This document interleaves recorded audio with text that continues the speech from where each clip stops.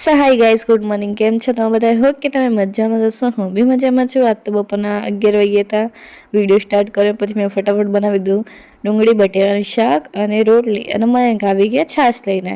મયંક કે ચલો હવે જમી લઈએ. મેં તો કંઈ વાંધો નહીં, જમી લઈએ. મયંકને કહેતા કે આજ તો મારે સવારનું કામ એટલું લેટ થઈ ગયું કે સવારનો મોર્નિંગનો વિડીયો બી શૂટ નહીં કરતો, કે થશે શાંતિથી કામ કરવાનું. પછી પાછું કામ કરતા આપણે પડી જાય, આપણા જોડે જાદુ ચૂટકી હોય અને કામ બધું પતી જાય, રસોડું એકદમ ક્લીન થઈ જાય. આ બધું ખાલી છોકરો જાણતી હશે કે કેમનું થતું હશે.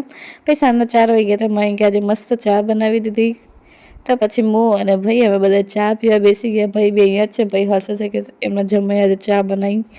સો ગાઈસ, તમે જોઈ શકો છો ભાઈ ટીવી જોતા જોતા ચા પીવે છે. ચા એન્જોય કરી પછી વાગી ગયા હતા 5. મારે ખાવી હતી આજે પકોડી. બહુ દિવસથી ખાતી નથી. પછી મયંકને કીધું, મેં કીધું મને લઈ જાઓ આજે પકોડી ખાવા માટે.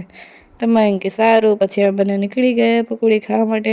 ત્યાં જઈને જોયું તો ભાઈ ત્યાં બી ઊભા હતા. પછી અમે બધાએ ભેગા થઈ પકોડી ખાધી. સો ગાઈસ, બહુ મજા આવી ગઈ. રાતે બહુ ભૂખ નહોતું તો બનાવી દીધા મેં બટેકા પૌવા. અને મારું માથું આજે બહુ દુખતું હતું. મયંકે કરી દીધી હેડ મસાજ. બહુ મજા આવી ગઈ. એકદમ માથું રિલેક્સ થઈ ગયું. સો ગાઈસ, અને ટીવી ચાલો હતી. મૂવી જોતા જોતા મારી હેડ મસાજ કરી મયંકે.